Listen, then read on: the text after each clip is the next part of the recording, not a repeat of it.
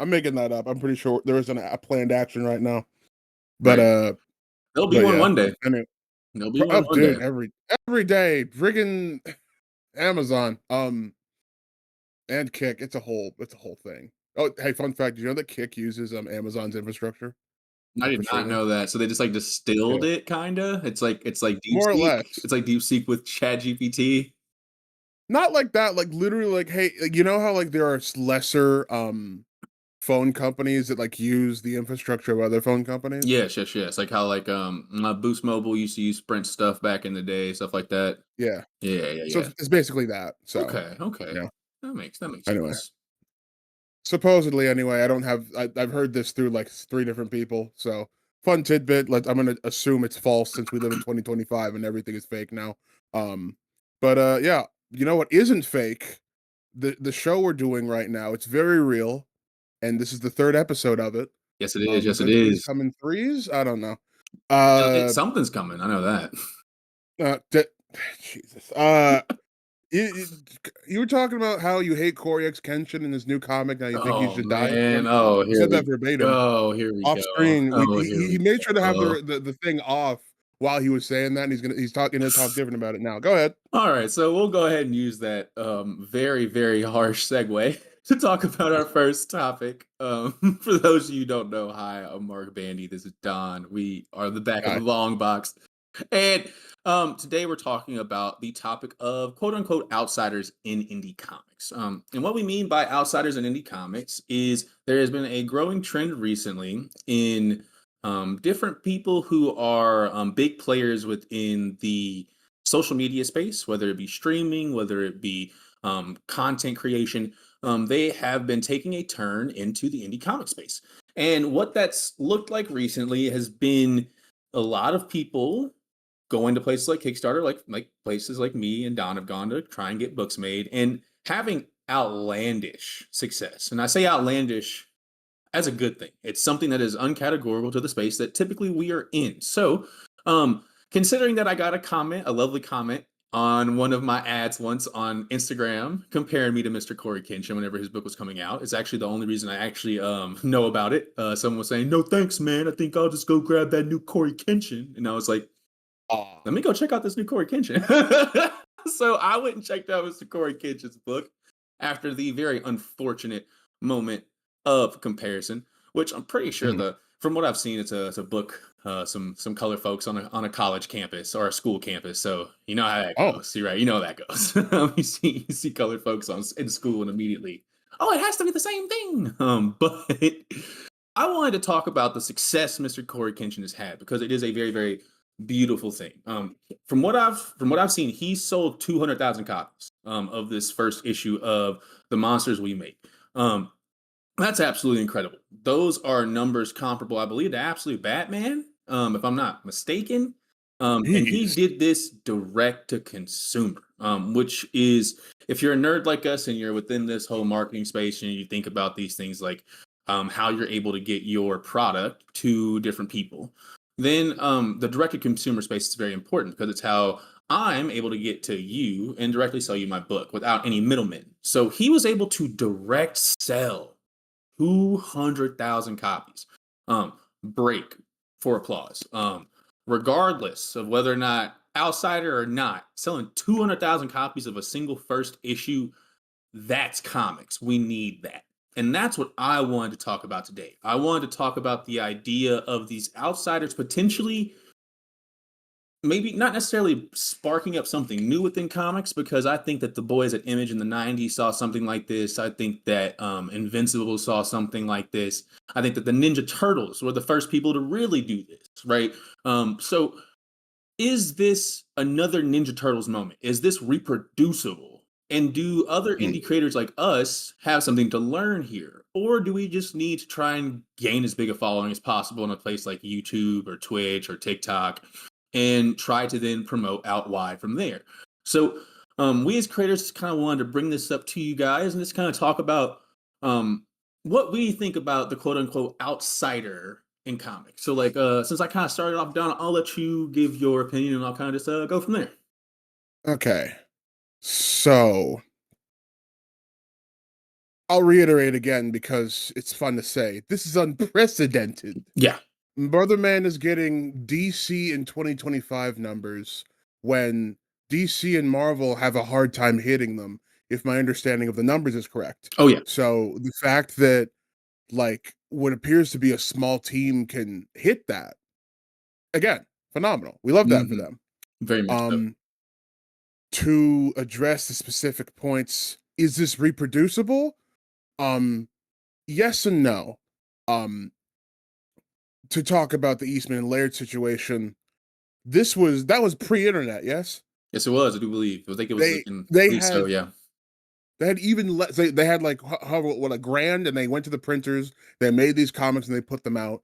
And like I don't want to take a massive dump on old town New York, but like there wasn't a lot that looked like TMNT back then. So it was immediately eye-catching, Hmm. you know?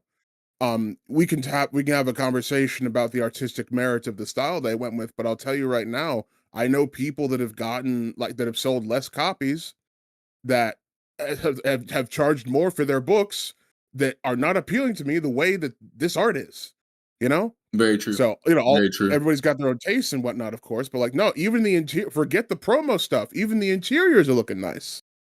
I agree. I So agree. like just there is something to be said about not just the name, but there is a quality here that we can look at and like kind of like to see how we feel about, you know? Hmm. So there's and like I don't know. Again, we don't have the demographic information. I would not be surprised if most of the people here were there for Corey, but I wouldn't be surprised if that was their endpoint. But it was so good that they stayed. I haven't read it. Maybe it's trash. Maybe it's phenomenal. But like the fact that he can just kind of snap his fingers and do this is cool. I really hope this has staying power and that like we kind of somebody smarter than me can kind of look at this, Hmm. because it helps that he kind of made himself scarce for a good amount of years before he did this. Hmm. So there's something about the personality like being not easily accessible that plays in. Like Toby Fox, we know what he looks like, but he doesn't often show his face. Same with Yoko Taro. Yeah. Like these Yeah. are people, these are auteurs, if we go by that myth, that are not they're accessible in terms of like the art we make, like that we see, and like they will make comments every now and again, but like they will go into their cave, they'll put something out, and then they're back in the cave. Yeah. Is and you know what? I say that I just remembered Toby posts like something almost every day, so maybe that isn't true at all in terms of that particular analogy. But like the idea that like these are people that like there's a myth and a gravitas when they do something.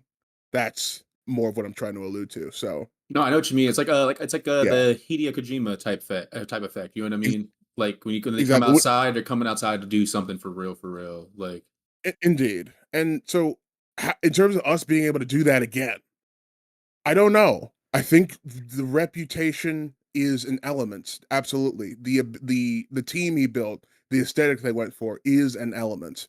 Um, I wonder if being able to reproduce it should even be a thing we want to do. Because if you're trying to make, like, if you're trying to just get the groundswell that he got by coming out, and you want to just recreate his conditions, the timing will not you'll never be able to reproduce the time that it happened in mhm, ever again. very true. There are a million variables on top of that. The point in time in 2025 when he reemerged, that mattered.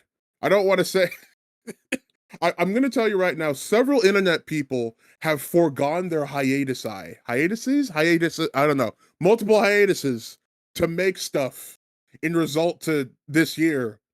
And I'm going to tell you right now, if a couple people weren't making things that I could kind of just look at to deal, it'd be a lot rougher. So I think this is definitely helping a bit there. So the time is specific, the team, the aesthetic is specific, the personality behind it is specific. All of that is present in ways that I don't know if we can measure. I guarantee you the right person could pull this off again.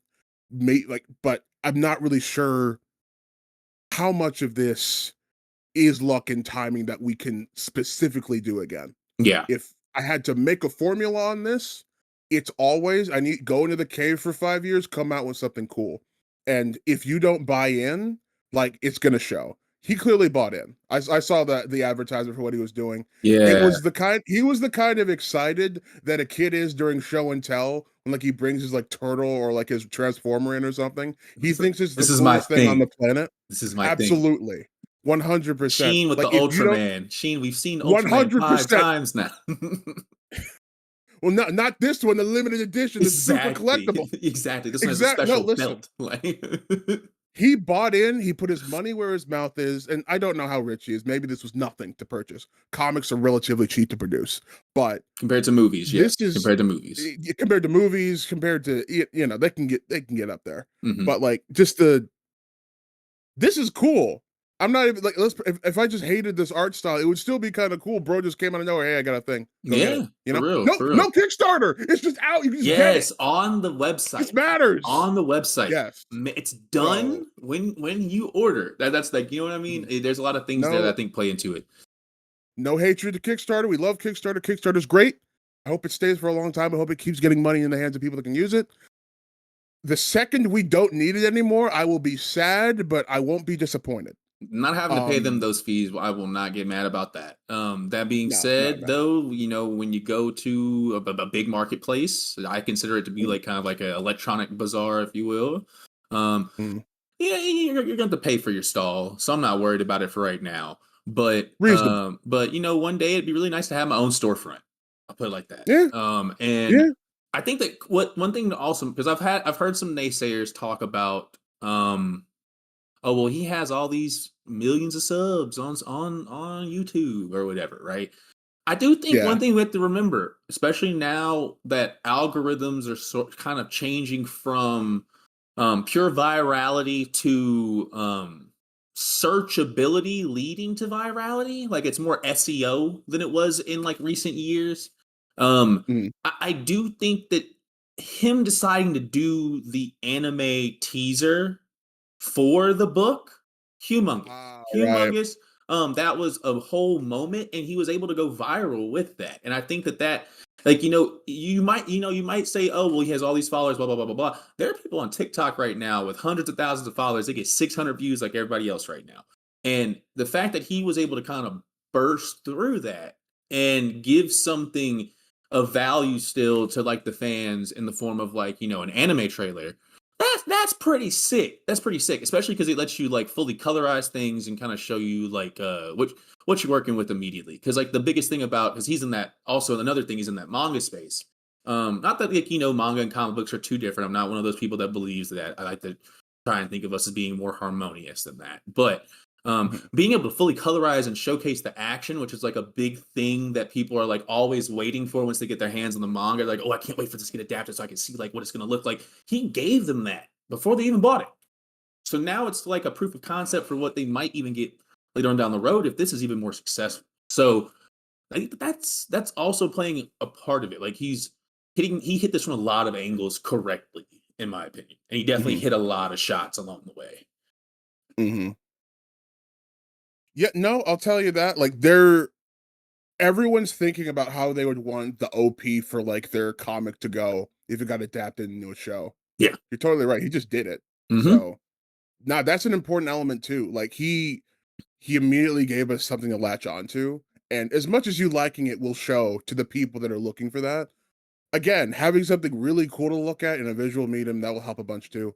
So I guess another thing is have a bunch of money to pay an anime studio or animators on in animators. I don't know, Think he but that's partnered with someone. I think it was like he had mm, enough friends because of networking over the years to be able to kind of come that'll up do with it. something. That's what, at least that's from like what I've heard. I could be completely Hmm. wrong, but um, that's a part of it. That's a part of it, and you can do I that know. at a small level. Like you can definitely, like we were talking about last episode, you can definitely partner with someone else who can they can do what you can't in the comic making process. You can kind of make a dream happen if everybody just kind of puts their hands in the middle and agrees to low pay. Mm, yeah, it be And that way sometimes. oh yeah, you gotta make your dreams happen. And Hmm. I think that one thing that like I've seen with this that I, you know, I have seen a bunch of naysayers kind of come and talk about is, you know, are they skipping the line?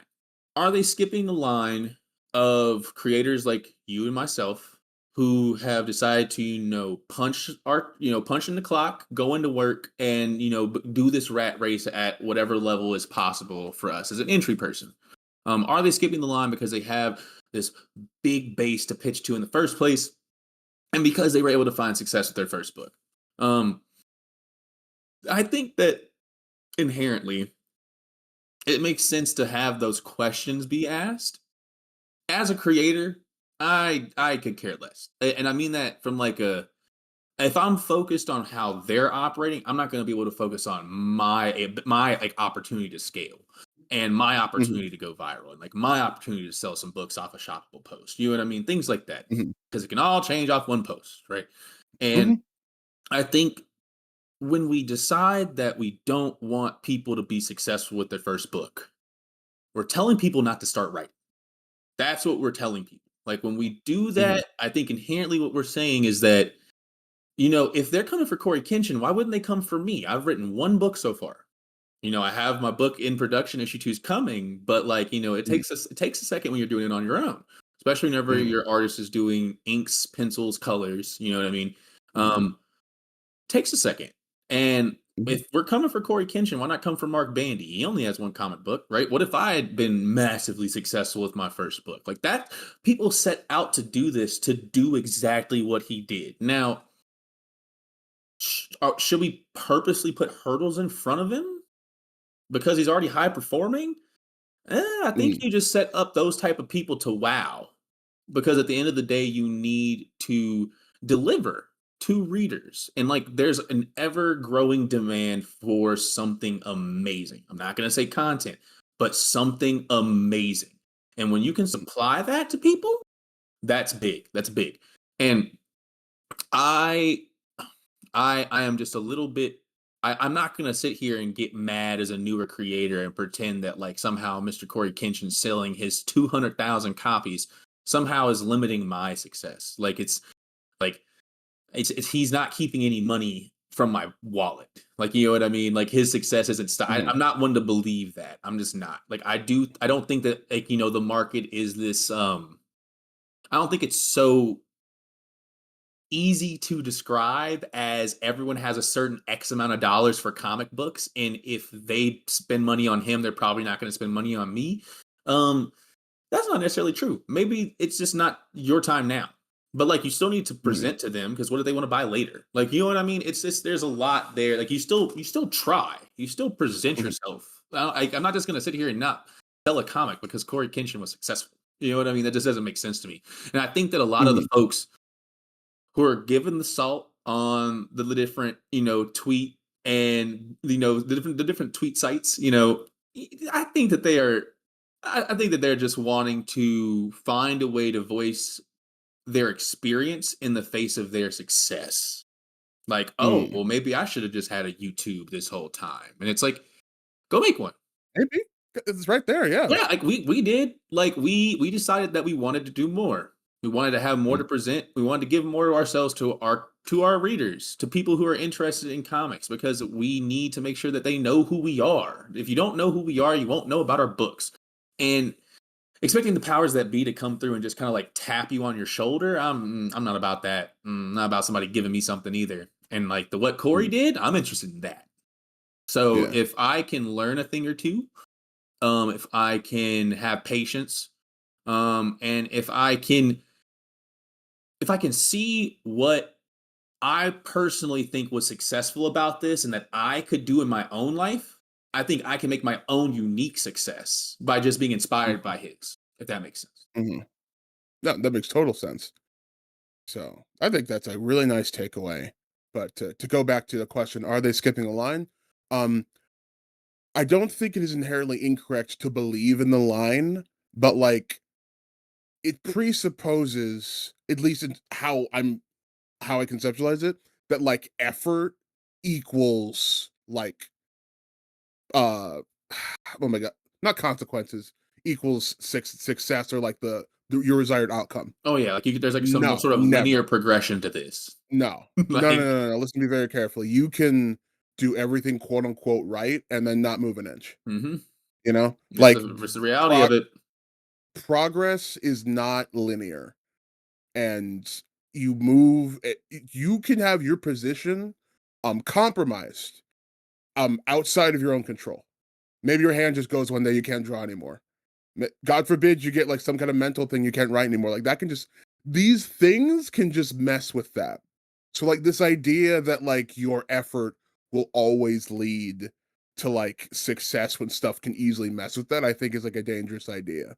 You know? I agree. Now we shouldn't be going like don't try ever, but like we need to be like I know somebody who was like if this comic does not do well, like I'm going to Mexico. Like I'm not doing this anymore. You know, like it's dumb. And like this is somebody who's very talented, but like he was putting everything on this new IP and like he hated marketing as much as we do. So like I don't know what his plan was to kind of get the word out there. I hope it's all right.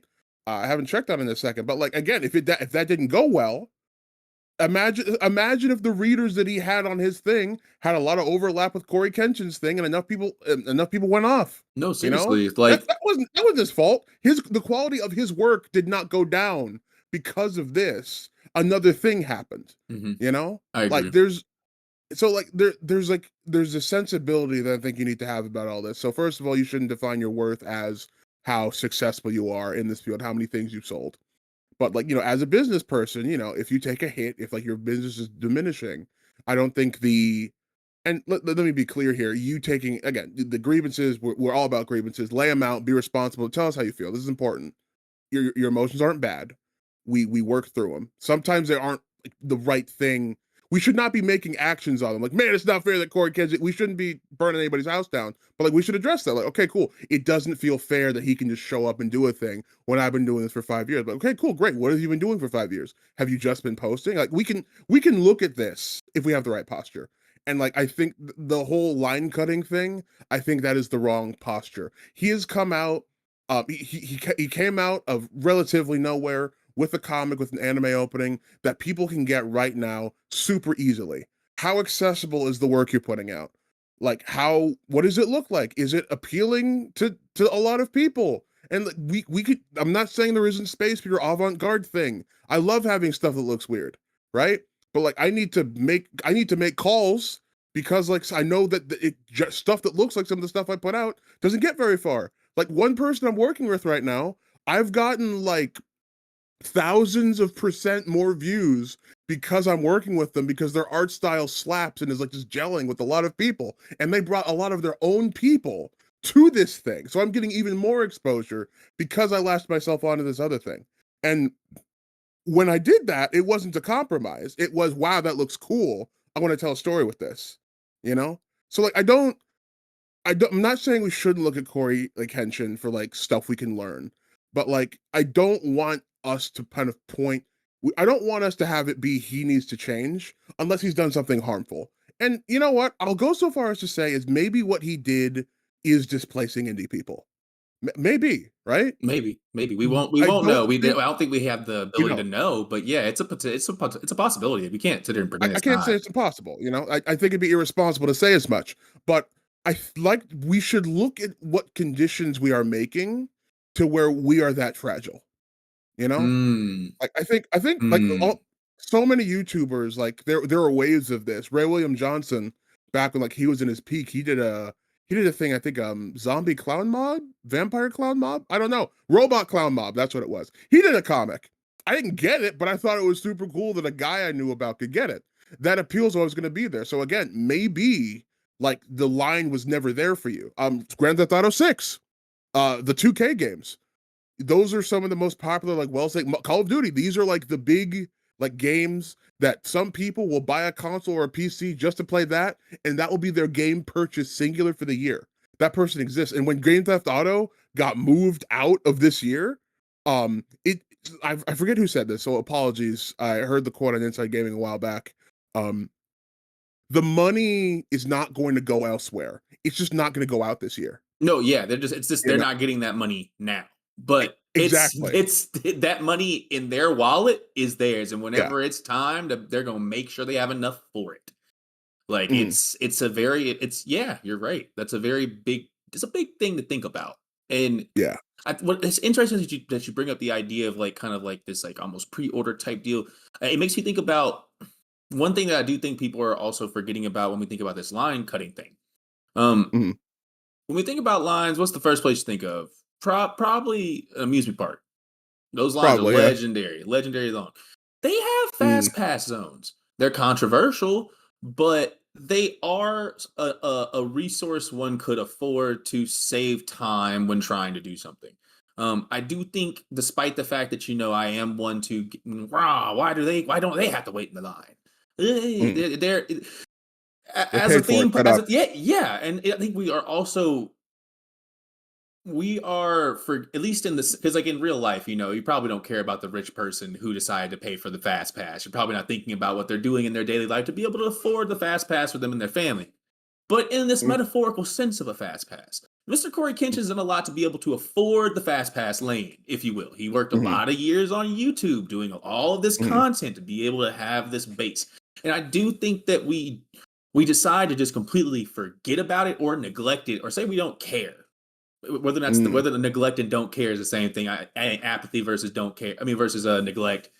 But I think that that's what we kind of end up doing. This man's been doing a lot of stuff before this, and it is like you said. There's going to be a factor involved here when he's a personality that people are Mm. interested in, and that people they have a stake in this person parasocially at this point, and like they want to see them Yeah. win some in a way, or at least see if they're doing good enough to win still, right? So, But oh, sorry, go ahead. no, go ahead. Finish your thing. No, I got a thing No, it's like when you're done. I think that moments like this, whenever whenever these creators are creating comic books that are more than more than an attempt at you know a tax sheltering method, I think that we do have some. I think we have some good stuff, especially from some of these newer folks coming out right now. The YouTubers are definitely at least been trying to do something recently. Don't get me wrong, there's grifters everywhere, but Mhm.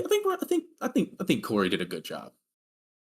Especially I from at haven't least read from it. the business side. From the business side, I think he did a good job. Mhm. I knew about his comic and I haven't read it. When's Hmm. the last time you saw like any kind of comic advertising? That's what I'm saying. It reminds me of like it reminds me of like Easy E going to buy a Young Blood #1 from like yeah, like it Ooh, reminds me of that. yeah. Like where he's just like my grandma used to call me Young Blood, or like my uncle used to call me Young Shut Blood. up. So I came in here to buy this Young Blood #1, and like yeah, that sells a book. That's fine. And like Yep, it's true. if you sell them something good, who cares? Mhm, You know what I mean?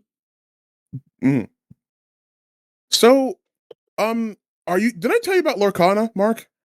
Like the game itself, like The card game Lorcana? Yeah. yeah, I know about it a little bit. Yeah, but You the know about the dis general premise, right? yeah, it's like Yeah. story lore based like card game.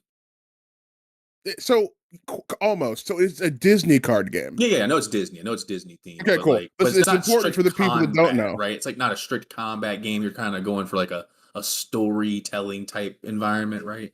No, no, it's okay. You can play combat. You're more trying to build up a resource Yeah, as that's opposed to yeah. explicitly fight somebody. And when you fight somebody, you can mess their ability to build up the resource. Okay, But that's less of what's important. Let me tell you something right now. Do you want to know why I'm keeping tabs on Lorcana? why? Because of the current situation of the Lorcana meta right now. I want you to guess what Disney property is doing the best mechanically. I don't think Pixar's in there, so I think Does it make sense? Like, is it um something that like, or is it like like there what? is a there's a chain of cards that are really good right now that have a link together, but if you told me they were at the top of the meta, I would not believe it initially. But having seen how the cards work, I like that, and it's my favorite thing. I'm So going for a guess bold take. go for it. The kitchen crew from Beauty and the Beast, like Lumiere, like Teacup, all them. Like I bet they have like some crazy synergies going on. All right, I'm gonna tell you that is not the pick. That is that I love that you went there because I've seen some gas from those cards in particular. Like you just go I'll up, be give you my one. guest. Like That is. So they have like songs instead of spells from that. It's a whole thing. Yes, I It's was a like bard they have a whole magic. Oh yeah, I like that. I like that. literally no. It's so stupid. Like all the princesses have like a thing called sing, and they can make song. It's a whole thing. Okay, okay, because Anyway, they're sorry. inspiring One more. folks. Okay, I like that. So one more guess. Come on. What Disney property you think is the meta Okay, so if right it's now? not that, the You're meta going the right direction right with direction. kind of the Disneyland, like kind of not Disney, the Beauty and the Beast crew. Just guess in Is that it vein. Ratatouille? It is not Ratatouille. He's in the game, but it's not Ratatouille. Okay. It is the Emperor's New Groove, Oh, specifically a variant of Crunk, Pull the Lever Crunk, and Wrong Lever. Those three cards are part of a single like two-color deck. They're apparently really good right now. that sounds awesome. And no, it's beautiful. We love Crunk in this household, Perfect and the theme fact like too. Theme deck. exactly. No, listen to me very carefully. They fired some of the artists that made the really cool Crunk cards, and I'm really mad because like he looks styling in this game. They have a variant of him where like they gave him like a really cool trench coat and stuff. It's sick. Um, yeah, anyway, Lorcana, cool art. I don't know if I recommend the game because Disney adults play it, and Yeah. y'all, I know people that love the game mechanically that hate the Disney adults. So Oh, it's so funny. like you beat somebody in Magic, right? Like I remember being like Mm, 18, coming home from college, I'm tearing up somebody with like some basic addition to like the free stuff they give you at the place. So like I shouldn't yeah, be winning this in the first place. And the fact I no. am is indicative that no one's serious here. But the reaction they have afterwards would suggest otherwise, especially when things get slammed on the table. So I can only imagine what that looks like when it's slammed with like pixie dust and like Disney song and dance. Like, Yeah, it's something to watch. like if a I'm little kid beats ashamed you in that game, I bet they have no patience for that. Like, none. Let me tell you, I'm kind of the new store I work at, they don't sell Lorcana, and like I have not breathed a heavier sigh of relief in my entire life. yeah, we just didn't bother with Yeah. that one, man. I don't know. No real. Plenty of Magic Final Fantasy though, so as you're aware, that place is just packed when they have any. And Pokemon, but that's a whole mess. Anyway, back of the card box is a different podcast. Us being Anything else card nerds about is a completely different yeah, conversation. and anything else about CORYxKENSHIN, Mr. No, Bandy? no, I think that the Lorcana is honestly a good segue for our next topic. If you want to take us into that. Uh, you're gonna have to tell me how that segue works because I wanted to talk about LCS attendance being down. Local comic shop for the uninitiated. You poser. So see, for me, being a rural boy, the LCS has to be both a local comic and a local card shop. So that's why I thought that it'd be a Ah, nice segue to okay. talk about if attendance is low, it might because in my area attendance has also been low, especially even in these dual place stores. So I thought that that might Hmm. be a decent segue to talk about it. See, all right. Let me tell you something. I did not have a local comic shop for a long time. My first one closed down about the middle of COVID. Hmm. Well, we're still, but like 2023, 22. Hmm. And when I had it, they didn't bring me in with comics. They brought me in because they were running a Smash tournament and they were nearby. And I'm like, I like to play Smash. I think I lost in the third round. So That's impressive that you yes, won. Like I took no, some. I lost. No, but you went to the third round. That's pretty No, impressive. listen, these weren't good people. I beat like two children. It wasn't good. I mean, It all worked. again, take some friends from your dorm when you're No, no, 18 to the card shop. They think they're listen. really good because they're beating up on everybody at the dorm, and then they realize that there's someone who has not showered for a week, and it's because they specifically have been waiting for them. I don't Like, want to be that guy. Like I I still remember the look on my friend Isaac's face. I was like, "Did you win, man?" He's like.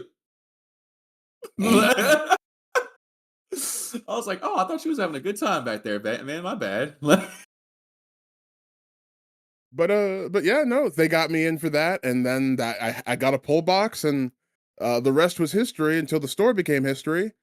Rest in peace, Green Machine Comics. I hope you guys get back together or something. Dude, like the whole situation with them is kind of sketchy too. Like they were in a mall and like as you're aware, malls weren't doing so well and they didn't have like an external entrance outside the store. So like if they did any business, they had to do like a weird hoop thing. It sucked. Yeah. I'm mad too because like the guy that worked there had a really cool mustache. I love me a good mustache. Oh yeah, They're bro. really cool. As a person I who's love half mustaches. Viltrumite, I also love mustaches. So you should see my grandfather, bro. It's like he's double Viltrumite. Mm, good for him. But yeah, no. So That I can mustache attest is whenever crazy. it, Sorry, go ahead. no, listen, no, you get. I'm telling you, you're gonna get mustaches over. But yeah, no. So anecdotally, comic shop attendance is down. Whenever I'm at my local comic shop, I'm not usually there at the peak hours. So it's usually me, like two or three other guys, and the shop owner, which is how I prefer it because I just get to chat up Chris from Chris's Comics for about an hour and nobody interrupts me. And that's good. We got to get the nerd yapping out one way or another. This is planned. Supposedly the midnights when like the new releases come out, those get packed. That's cool. Hey man, Midnight as long as releases. he's yeah. So, oh, hold on. Yeah, no. So the books that come out on Wednesday, you know, he sells at midnight. That way, if somebody wants them, like as soon as possible, they physically can. So like physical, Um, like in-store brick and mortars open at midnight?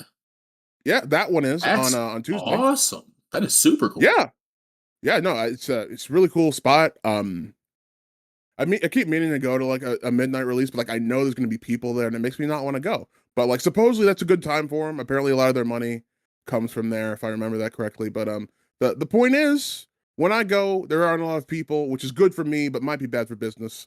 And it doesn't. So Paul Thayer from a project Noasis, Naosis. I can't Project speak pronunciation. Noasis. Yeah, yeah, I know about Project No Noasis. assist. Cool. Yeah. So, he had to say on a Bird app, I was listening to Mr. Mark Millar's podcast with retailers, and one of their concerns was the lack of young readers coming into stores to buy comics. I believe this is because there is no new guard of young writers and artists creating content that connects with this demographic. He continues. When I sell at conventions, I have no problem connecting and selling to new readers or young readers, 14 to 25, selling hundreds of books every convention despite it being quote unquote slow. Um, and there's more of a conversation there. You can find it on Twitter, assuming you didn't take it down. Um, how do you feel about that? Do you think that that's it's a clear line between there not being enough young writers and LCS attendance being down? I want to start by saying we should always take anything from Mark Millar or or anything he makes with a grain of salt.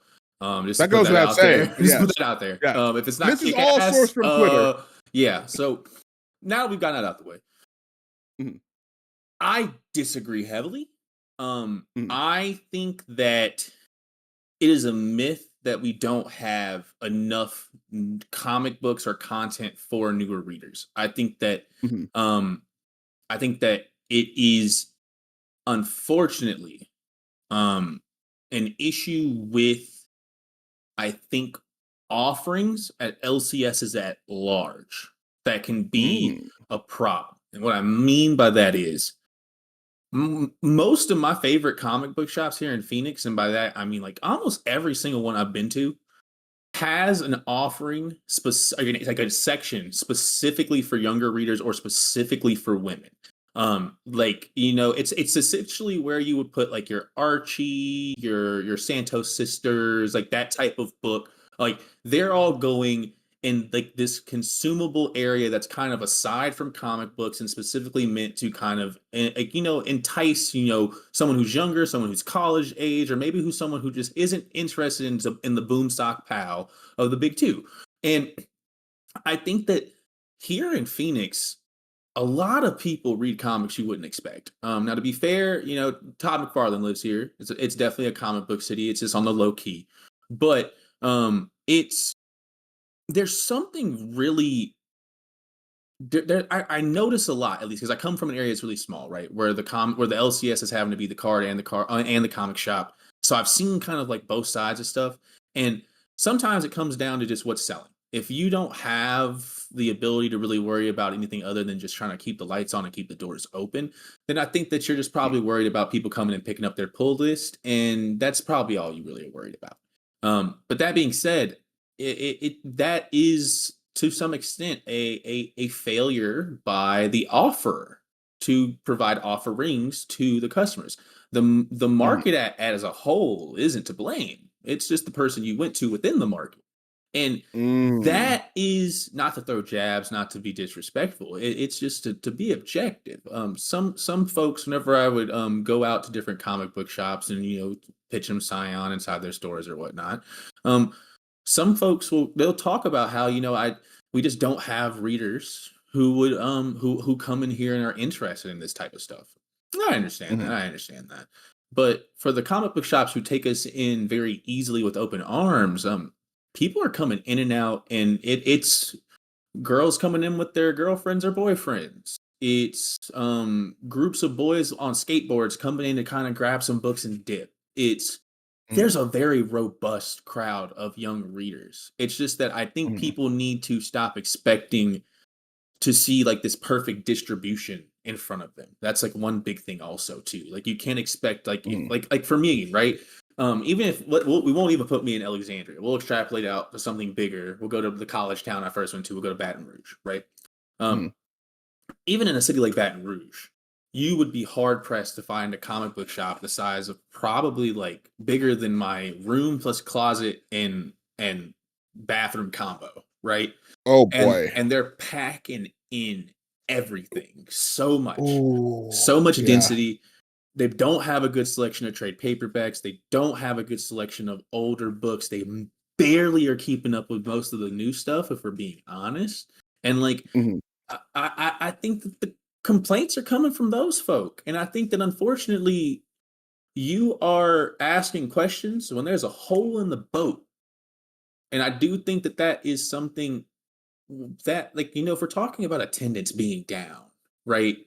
Um, did you decide to open up a comic book shop in a place where it's not feasible? That could be one thing.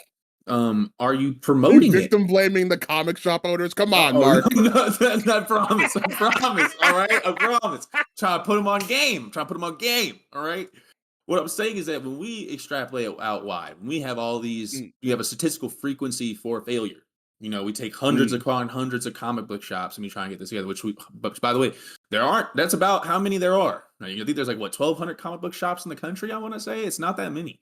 Um, 1,200. Ooh. Right, it's pretty low. I think That's many. it's Yeah. under 2,000. I'm pretty sure. Now I could be wrong. I might be Ooh. misremembering. It's very easy with a dyslexic brain to just remove a zero. But I'm pretty sure that's what I remember from like this one panel I saw where a bunch of local store owners were talking, and um I think that the when it comes to younger readers, right, Mhm. expecting them to be your audience is already a bad ask. The reason why I say that is because probably not the best idea to ask someone who's not the most financially independent for their spare change.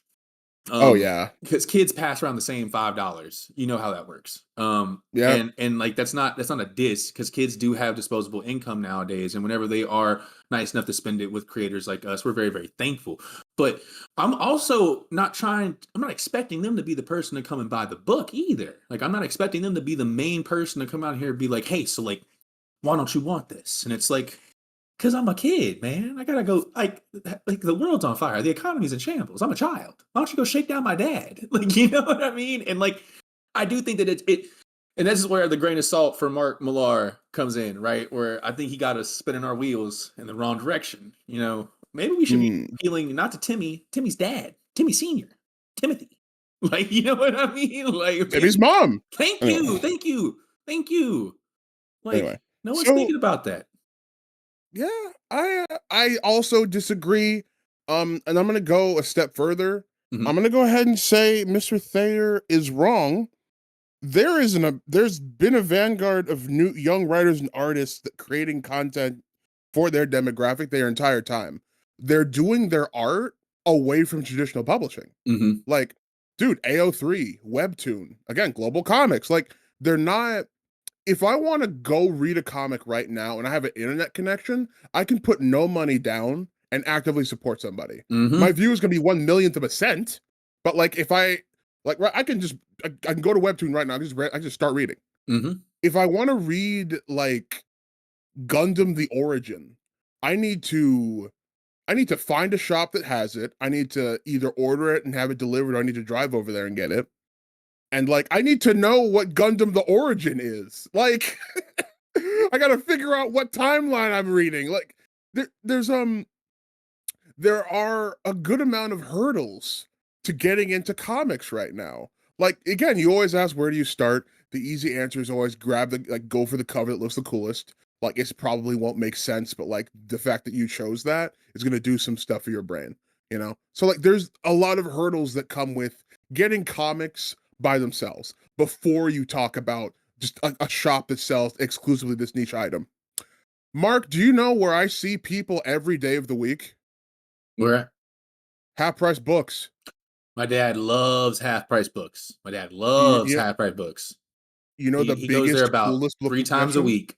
Yep, So yeah, that is correct. You know the coolest, biggest section? probably the comic, probably the graphic novel section. Like Graphic novels, I think homie. Graphic yeah, novels. my dad I think took me past that one time actually. He went and picked up a leather bound copy of Don Quixote, and like I went Mm-hmm. by the comic section and like it was robust. Like it was Mm-hmm. like bigger than I think Barnes and Noble at the time at least. So this was a long time ago. This is back when I was still in college, Mm-hmm. but I mean, Now they are jumping through a lot of hoops. First of all, it's not just comics. Do you need a school book? They might have it. Do you want to see if they got a copy of that VHS that got burnt down in the fire? They might have it. You want mhm. to find an old Xbox 360 that you can go there for a multitude of things, and comics can be like the sprinkle on top, you know? Yeah. So like you even said, there are card shop, comic shop combos that might be how they kind of keep it going for the foreseeable future, that diversification, you know. And of course, half price books, most of the books are on sale, not all of them, you know. They had and their selection is always really cool. You're going into a museum. They had a copy of like the Metal Gear Solid like comic, like by the guy who did the concept art. Hell yeah. Like That's awesome. you, no, dude, it's insane. You never know what you're gonna get when you go in there because people are just like offloading their stuff and they try not to take junk, you know? A Mhm. thrift store, like it's more of a hit or miss because like they kind of a lot of them don't know what they're looking for. But like again, half price books, they generally they do some kind of filtering, you know? Um so no, I think it is not the young people are out here. They're making their stuff. Nobody has to really pay anything to get it. But here's the problem. Because I don't need to pay to read my friend Stacy's web comic on Webtoon, like I can't support her either. So if she wants to jump up, unless the AdSense is good, she has no means of scaling or like doing anything with the audience she has, you know? So and this is where like there could be a potential gap being filled. Like let's like I remember Kickstarter, not Kickstarter. Oh no, so Webtoon and Kickstarter are talking about like doing anthologies with like specific comic uh comics on their website winning. Not Webtoon, excuse me, that's Tapas who's doing that. Oh, tapas, So like gotcha. Makes sense. exactly, because like, hey, maybe you can't afford to do a print run at the scale you need to without pre-orders. Cool, they can run that for you.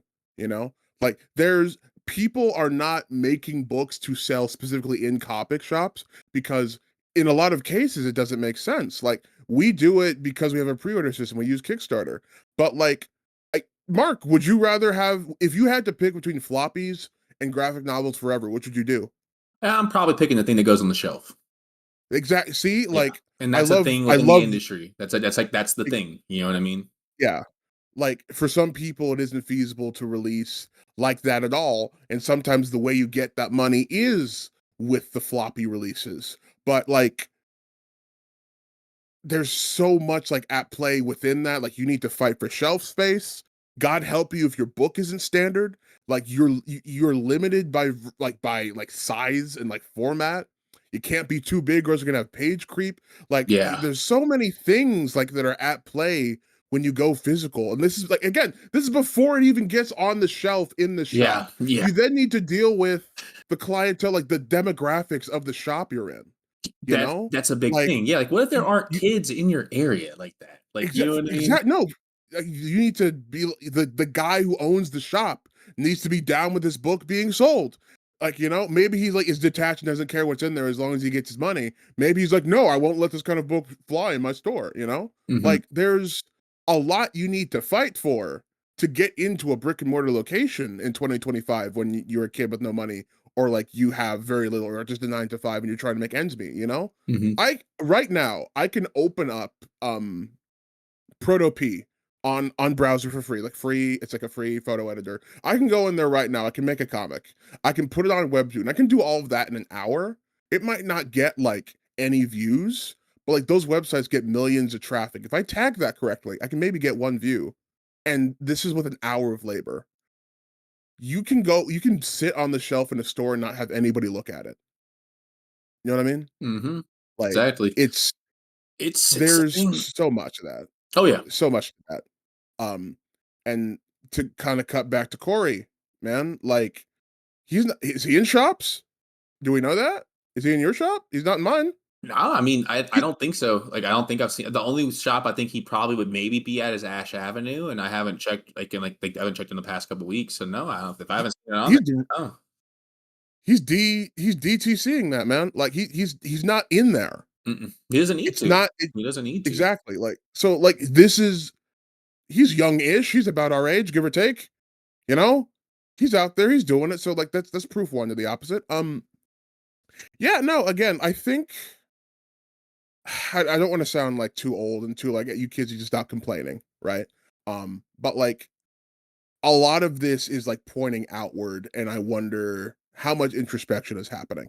You know, I and of course, if he told, I'm sure if he talked to us about this, he'd be a lot more cogent and have better points to make because we're just reading his text on the internet. You Oh, know, yeah, no, but 100%. Like, yeah. yeah, the idea. So like maybe he meant that there aren't a lot of people. Maybe hang on, maybe I missed something and there was mention of the online people there, but like it's it is a mess getting in the store.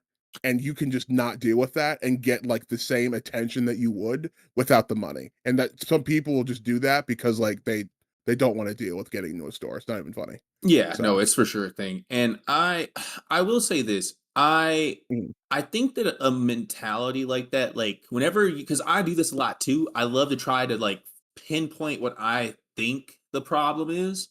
And I mhm, think that that's important personally. yeah. My friend Pepe, shouts out to Pepe. It was good, David. We were Shout out talking to Pepe. we were talking about Love Island of all things, right?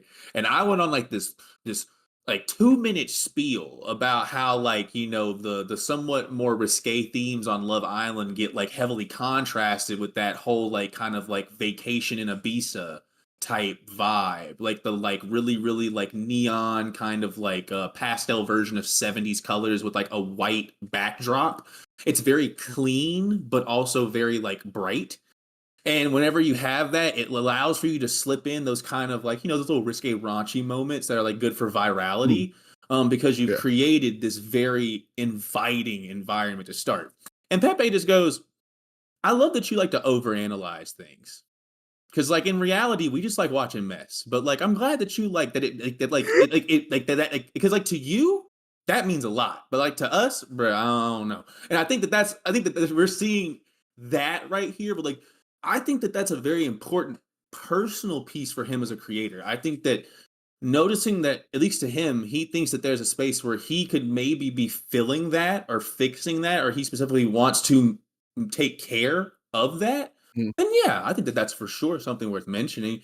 Is it objectively hurting the industry at large? I think that that's where we might have to disagree with you. And I think that that's where the thing that you might have pinpointed as the problem that you may have seen, we might not be seeing that also. You know what I mean? yeah. So yeah. So LCS attendance is down. I think the answer from somebody who doesn't own a shop and has a good relationship with the shops that he does go to is diversify and be cool. That'll help a bit. Have a good selection. Not have God have have stuff on half price like half price books. That's not going to do it. Um, Have sales. yeah, Sales will do it. Sales will get you there. eh, yeah. No, I'll tell you what. Like just being cool, having cool stuff that'll do it. Again, having indie guys in your store, like I have talked so much about Chris's comics just because he did me that solid, and like it helps that he also has a bunch of stuff that I want on top of that. So like he takes good care of me. Um, Shout out to King Kong Comics too. Like they're a Hey. bit further out, but like they let me put up a poster for for last month's game too. So like, just they're Hey, nice. when you are helping the people making stuff, that you might not get a lot of money from that, but the intangibles can pay dividends. Mm-hmm. I'm not saying we need to be treated like god kings. If anything, please don't do that. Our egos are already too big as it is. You're gonna just turn us into monsters. Yeah, don't do all But that.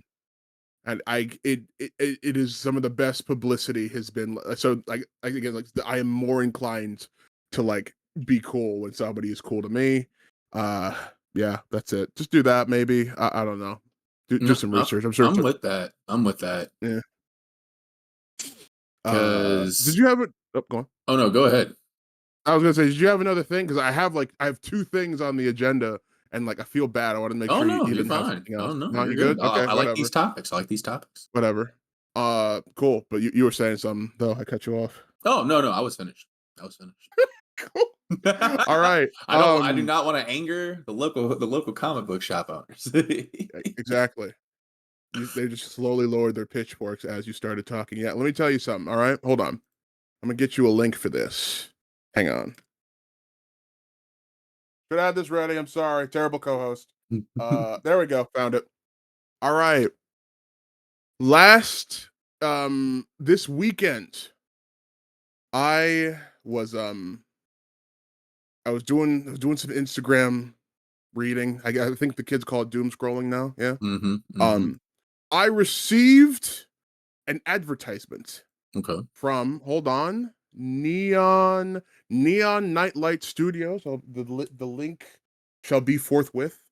Okay. Um, I received an advertisement for the first cover of Time Chinchillas, Oh, time a chinchillas. story written by hold on, I got it.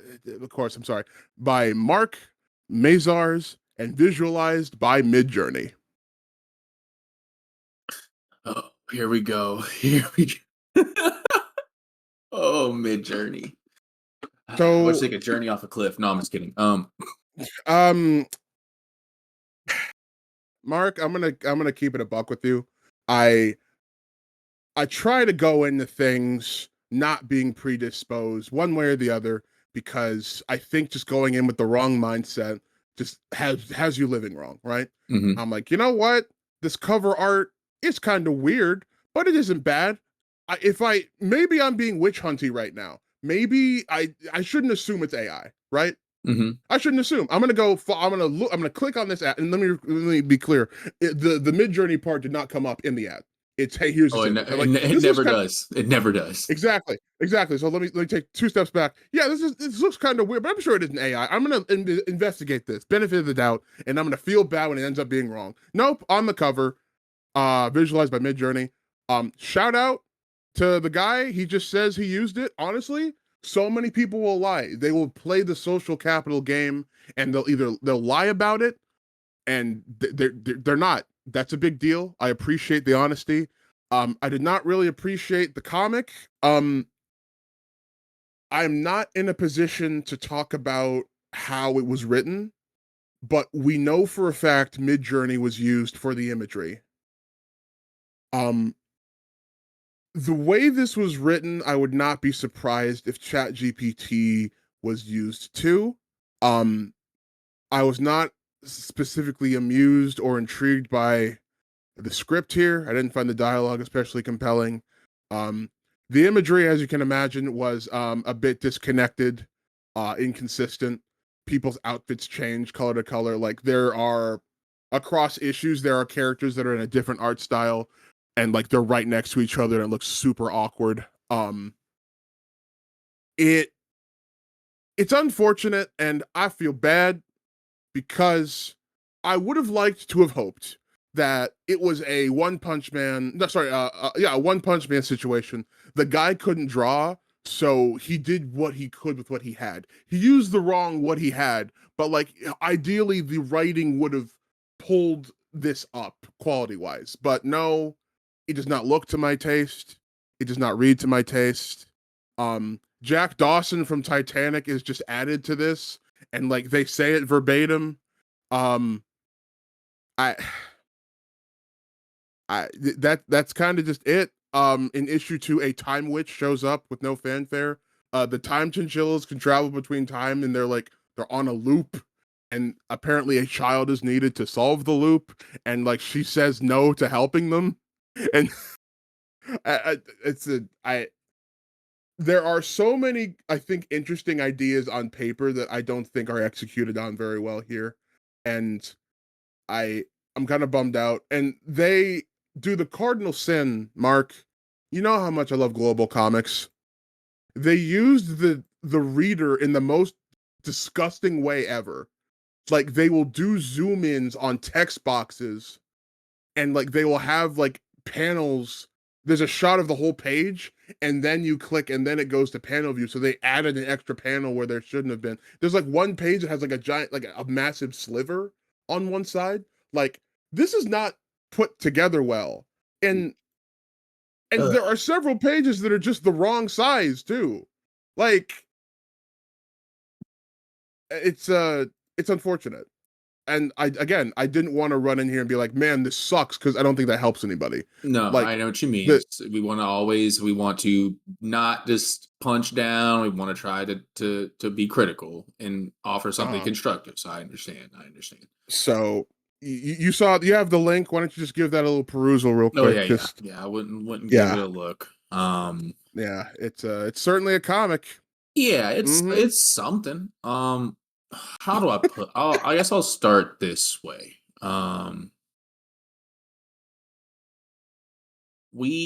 Obviously we've been seeing generative AI with artwork a lot over the Mm-hmm. last couple years now.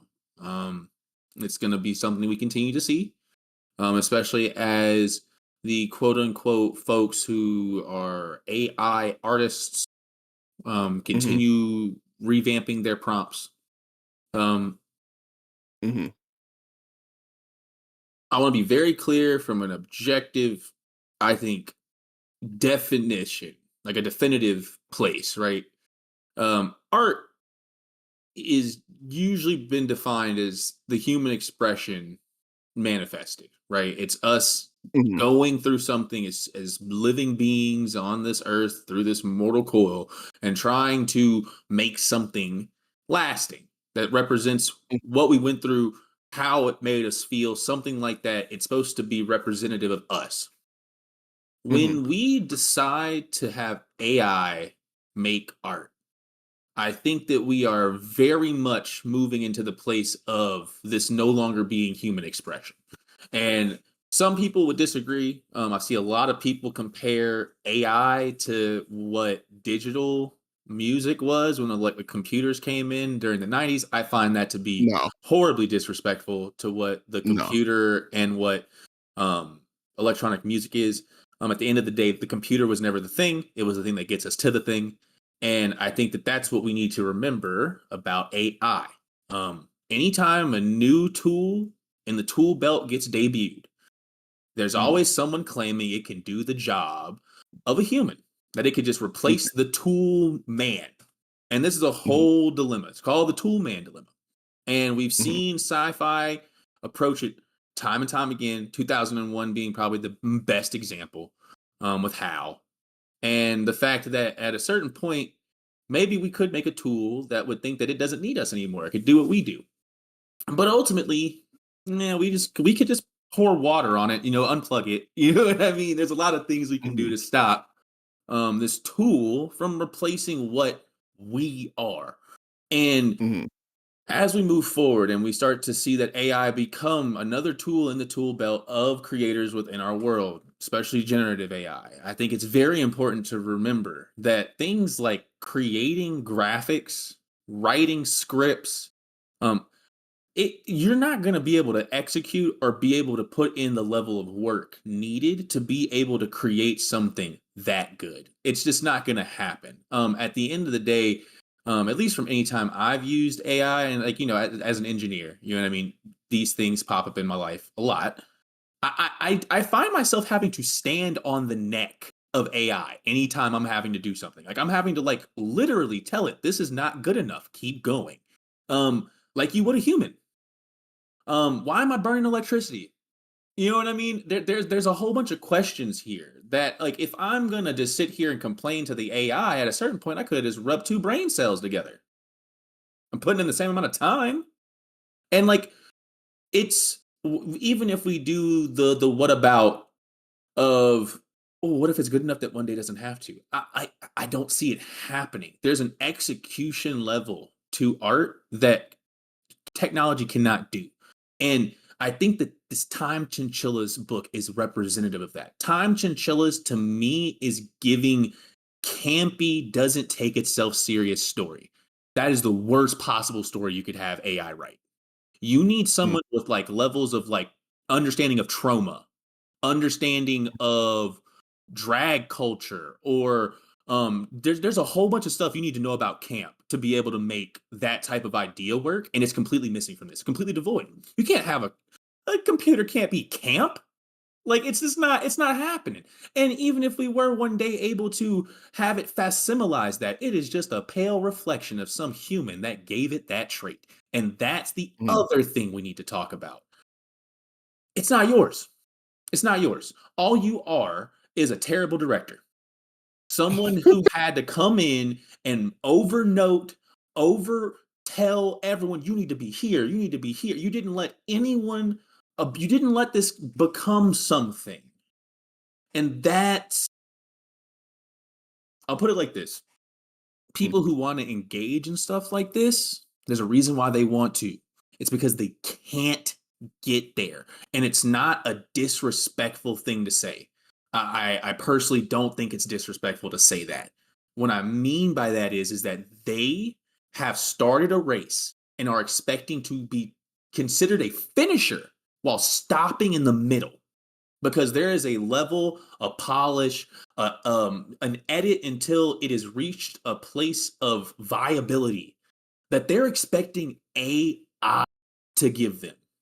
That's, I'm sorry, but like, Scion's getting at least 100 passes before I do anything. And like, that's 100 fresh looks. Like, I consider a fresh look after a nap, when I've woken up for the day, or after I've not looked at it for at least 3 hours. So like, 100 fresh looks is where I'm at minimum before before I'll even usually show it to someone like you to look at. And they're expecting like AI to give them that like, oh, they're like the AI is doing it. No, AI is that little 16-year-old kid you told to do something and they turned you in like 3 sentences as a paragraph. That's what AI is. And Mhm. like, if why stand on that neck when you are better than that? You're better than that. You're a creator. You're Mhm. a human being. And you're sitting here pretending that a robot that we trained can somehow train you to do something it can't. I'm sorry, excuse me. You're expecting it to give you something that you can't do for yourself. And that's exterior to what it can give you. Like, you're quite Mhm. literally walking in a circle expecting it to be what you need to. And there's always that, that I can't remember the name of the fallacy, but like the idea of, someone who's incompetent, not really knowing the level of their incompetency. They're gonna think like confidence can kind of push them through different scenarios. These are the people who are Mhm. doing that. At the end of the day, Mhm. you can blame budget, you can blame the fact that you don't have a team, you can blame all of that. But at the end of the day, we had all of those constraints too, and we still got it done. And this book could have been great. I'd still have all these complaints. Mm. And that's what I would still have the complaint of, just because it looks passable doesn't mean it's good. Yeah. No, I think that's pretty salient. I AI art has the same problem that cannibalism has. Hmm. Ethical sourcing. How do you ethically source human meat from people? If they're not alive, that helps, but you have run into different problems. So it's better if they're alive. So the way you get it is you ask very nicely, and if they say no, you respect their wish. And if you say yes, you compensate them. That's kind of it. If you Dark want thought, but yes. something, like, no, it's again, just put that. I thought about this on the drive home a couple days ago. Like, that's how you get most good things without problems. like, again, what is the problem that if AI art, like, it doesn't look good, but like the problem isn't that it doesn't look good, that it's like a soulless replacement. The problem is the theft because people are putting time and money into something, and these companies are actively just ripping it off Oh and yeah, getting paid to do it. you I can't think right. ethically ask for a pound of flesh. It's just not going to happen. No, here's the thing. No, you can if the person says yes, Ah, so it's because that like it's HR rules. if they have, if we want to believe in the myth of human autonomy, they should be able to say yes or no. I'm not going to be able to get a job after this, huh? Anyway, the point is, the point is, if you get consent from a party, I can't be mad that somebody said yes, you can eat my arm. I'm going to think that's weird, but I'm going to let you do it It's because your we live in a free business. country. It's your business. Yeah. Nobody asked the people that are getting stolen from if they could steal their stuff and feed it into an AI. If they did and they paid them, there wouldn't be a conversation. There'd be no issue. Everybody who's like, these people are bad people, like these people are their art sucks. Like, these are all fun arguments. I'm not saying we can't have them, but they can fight you on that. Mm-hmm. They can't fight you about their work being theft. They Nope. can't fight you about the people that they take their stuff from not being cop. They can't fight you about that. And here's the thing: if they built their technology a certain way, again, there'd be no conversation. If we had tags for what artists were sourced for the things that were in the system, and they got a cut of whatever like the payment was, It'd be pretty do you have lit. any idea how many people would say yes? There would be plenty that said no because that would be the cool thing. But once the money came in, I know for a fact tunes would change. Now we Oh yeah, shouldn't it'd be be like doing things Fallout. It'd just be like that Matthew Berry scene where like he becomes Mr. Gutsy. Yeah, yeah, yeah, for yep, sure. yep. Like you're gonna give your Listen, voice because this is what you have to do. it. I love that scene. It's a good scene. Oh yeah, Um, the scotch but by the like pool, bro. He's so goated. you like once you have a sign off, it's okay, and people are gonna go where the money is, and that's what's really dumb. The AI companies, I don't know how much social capital they have to spend, and the way they've gone about this, the people that are supplying them what they need to exist are actively poised against them. I'm not a historian. I'm not any kind of like massively educated man. I can't think of a time when the producers and the people that need what the producers produce being at odds was good for the longevity of the industry they were in. Mm-hmm. And new smaller industries get made just to enable the conflict between these two groups of people. So I don't know if you're familiar with glaze. You put an image through glaze so that it'll mess up the AI model and what it's being trained on. Hmm. So I did there not is know now that. an arms race between the generators and different software used to make it so that the art corrupts the generators. There's like a whole new war that people are buying into because they didn't want to do that. Um, I don't know what the long term of this looks like. I think AI is going to be around in some form forever. I think like crypto is the big thing. I think there's going to be a new big technological thing, like not even a year from now, that's going to kind of overshadow this for a minute. But I don't think it's going away. Oh no, no, not at all. It's too To, ubiquitous. to It's the that, thing that gets us to I, the thing, just like computers. You know what I mean? I won't. I don't know about I just don't think it's you. the thing. It's not the thing though. Oh no, no. Here's the thing. The thing is very rarely forever.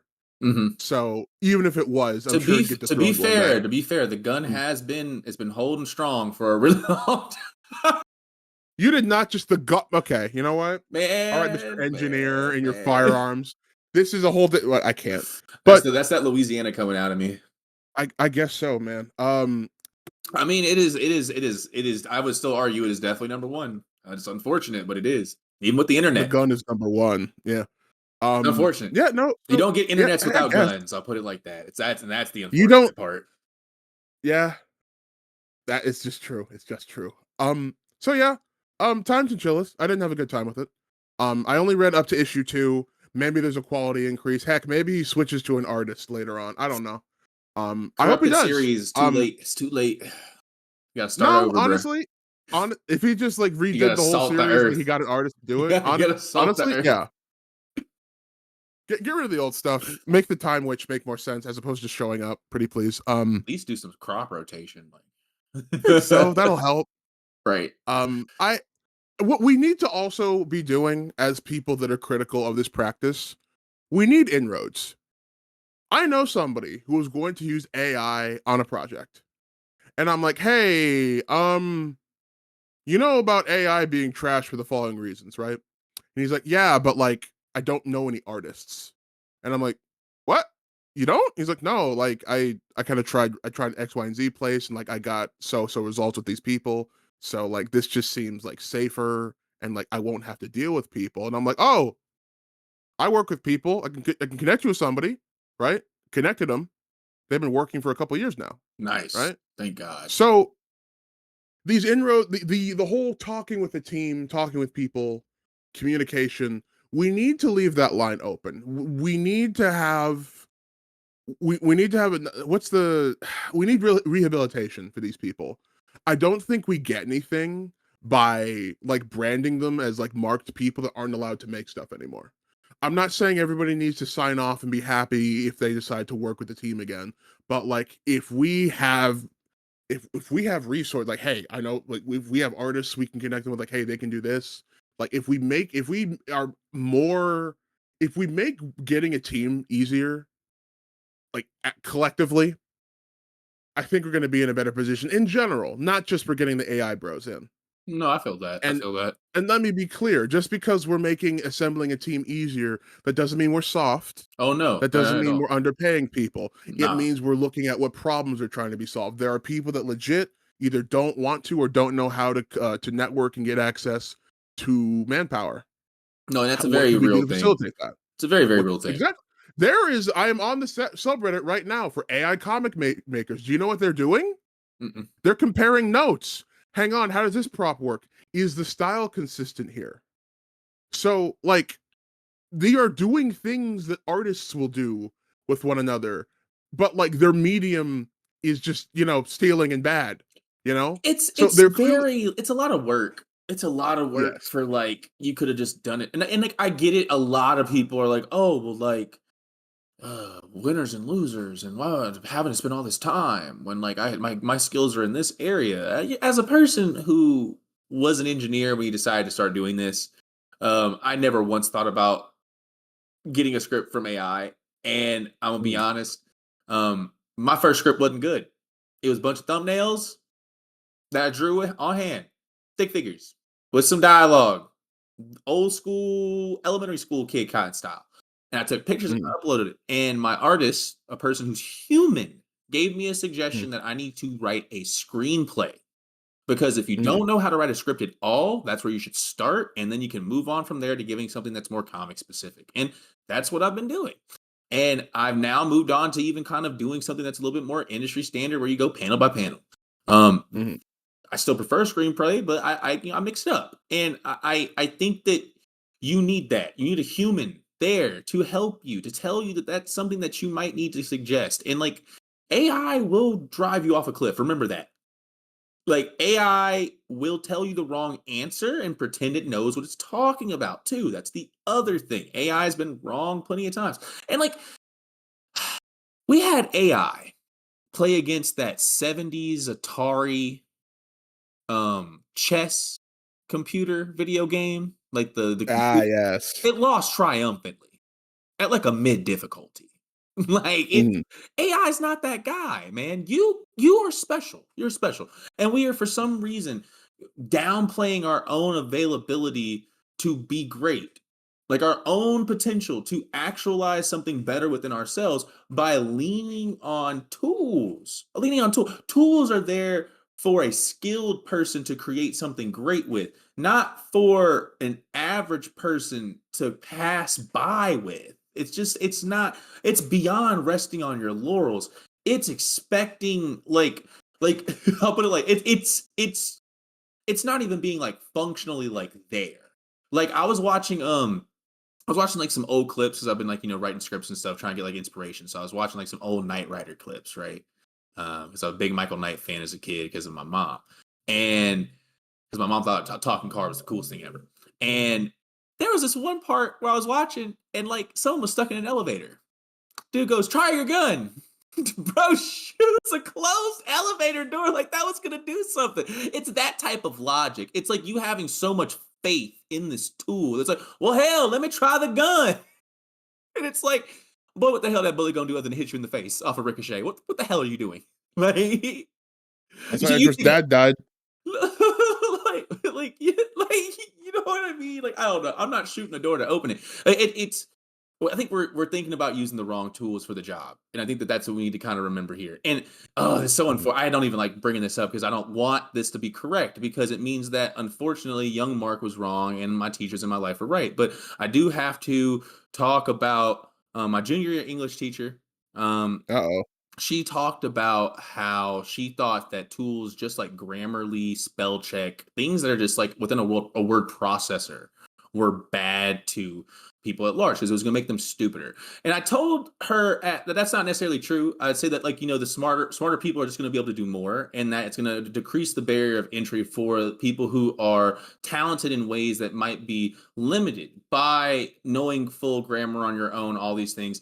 And usually, her and my senior English teacher, they both thought that those trips to the thesaurus, those trips to the dictionary, that like having to get up and walk and go over there and have to go through all these things, that trip through all the words on the way there, that all of that was important, and that like when you take that moment to deep dive, that like that's where like the real, not like the real winners, but like that's what real nerds are. You know what I mean? The real nerds are willing to go and like savor that moment to be able to learn. And while I still 100% disagree with her just on the premise of the tool man dilemma, right? I do think inherently there will always be a man better than the tool because a man made the tool. But I do think that there will, conversely, on the opposite end of the coin, that they're not wrong to that extent. There are people who are losing those reps, those opportunities to be that nerd with his nose in the book, and that opportunity to be like, huh, so this word means this. Huh. I thought it was because of context and how people were using it. And now you're thinking about how differently, you know what I mean? There is a process there. And I hate admitting that they were a little bit right there because inherently I still will fight for the fact that technology is not going to make us dumber as a species. Idiocracy is a little bit contrived in a Mike Judge way specifically for that. But um, again, humans can do camp, but in like dry camp at that, because like, Terry Crews is the president. Come on, bro. But I think that there's just something that we do. Um, we miss a little bit now. We aren't making those trips. We're missing a little bit. I do think that the AI furthers that point a little bit. There are folks who would rather ask AI for the answers to the question instead of references to help them find the answers to the question. And that inherently is flawed. Not everything has an answer. Some things are research paper type and presentation. You need to go find evidence, build an argument, and convince people because there is no answer. That AI will not help you do if you are asking it for an answer. So my one little musing that like troubles me when it comes to that. Oh no, and I'll tell you something. Um, what a tool what spell check and Grammarly do, um, they funnel you. Are you familiar with the Black Hitler of Harlem? No, please tell me. So, This- he that was sounds like need to know information. so he was a black guy kind of during, I think he was alive when King was alive. But his whole thing was like, yeah, black people suck. As do like he was like he was like they suck and we need our own spot because we suck. Like we got to get out of here. And like he got like the backing of like other like like segregationists and like not I don't know if they were Klansmen specifically out there, but like he had a movement that was about like getting black people like either back to Africa or getting them their own colony. And I feel like I butchered some of the I do know a few black nationalist movements. I don't think I'm particularly familiar with this one. that's the word. But That's the word. I So do know yeah, a few black nationalist movements. Unfortunately, there have been some yeah. brothers and sisters who have been unfortunately guided by these cults in the past. You will have heard arguments from him before that these other people said about him. But I bring him up because I didn't look for the Black Hitler of Harlem. I found him while I was looking for like somebody else like entirely. When if I just asked who this one guy was and like I didn't sorry, I was on Wikipedia on top of that. He was like a note on top. If I didn't have the opportunity to click on that and find out more, I wouldn't know who he is. Hmm. When you just ask AI what something is and it kind of just tells you the answer outright, your information's funneled. Who knows what else you would know about if you had to go look for it? That trip to the thesaurus. Maybe you see a word that's just the right amount of syllables to tickle your funny one, like, ooh, Thessalonica. What does that mean? Ooh, Hmm. platitudinous. What does that mean? I hate mom for doing this to me, but I can't pretend it hasn't paid dividends. One summer, she had me read the dictionary every day and look for like 5 to like 10 words every day. And I needed to write about what they meant, where they came from. I do like a little report every day, right? I came back to school talking like somebody in like senior year, and I was in like third or fourth grade. That's what you get. Yeah, man. That's I, what you. That's what. I, That's it. That's it. There's no I was limit still an either. You didn't have to grow and do any of that. You just went and learned. I was still an idiot kid, but I would say like something that's like 2 or 3 times above my reading level. And that's You know, important. That's like there's important. your brain is a muscle. Every skill set that you invest your time in will if you develop it, it can do stuff that you will not realize it can manifest as. Being able to generate prompts with Midjourney is labor. I'll even go so far as to say it's a skill. There's an art to it, right? Being able to describe your things in a way to where a particular system can pick up on how it works, that is a thing to learn. Hmm. I guarantee you, you do not know anything about the Black Hitler of Harlem by making time chinchillas, which is a dumb. No, It's no, not a good. It's seriously. not a good No, comparison point. But but like, it's where we're at. you So see it's how where you're we're at. funneled. Like, where are you going to find out about prompt generation? Like, you're going to AI, like comics. Like, you're going to learn about this tool. If you, I, I feel like the analogy like isn't like the strongest, but like you understand like how like when you go to a spot, I need this information and I want it now like this. You don't have the opportunity for rabbit holes. You don't have the opportunity for digital learning. This takes time. This takes energy. And let's pretend this happens at the wrong time. It might be time and energy you can't afford, right? But like if we cut that out completely, I think we lose something. And I wonder, again, we need to do a whole kind of search to figure out if like the direct search versus having to look the old way has really paid off for us as a species. Hmm. But I would like to advocate for anybody who is insistent on using AI that they are developing other skills, woodworking, something that your brain can do if you aren't going to kind of like have your stuff activate in this area. A passionate thing that you can do with your hands that you are in charge of every aspect of is so good for your head. Really good. No, I agree Um, because like we're yeah. seeing there's some troubling studies popping up right now. And don't get me wrong, Mhm. niche studies when it comes to stuff like this, you have to worry about sample sizing, was it what set up, all those things. But Always. what we have seen, at least from the trend that they've drawn, is that not only are people who use AI um seeing not only are they worse at writing without AI than someone who never used it in the first place. They're actually worse at writing than they were before they used AI altogether. So Oh no. it's suggesting a skill atrophy over time that like they have slowly but surely they've limited the need for their brain to put any sort of effort towards this. So like they're it's not getting lit up. It's literally a part of town no one drives through anymore. Dead. Your brain's a muscle. You have to Yeah, man. develop it. And you've made essentially like a small like a baby dead zone. And I'm not shouts out to Anthony Michael Hall. But I mean not that like type of dead zone. But like you see what I mean though here. You're gonna have to take like imagine the leaps and jumps you're gonna take. How many fish oil you're gonna need to be able to get back up to that mental quality. I Mhm. It's not worth letting it go.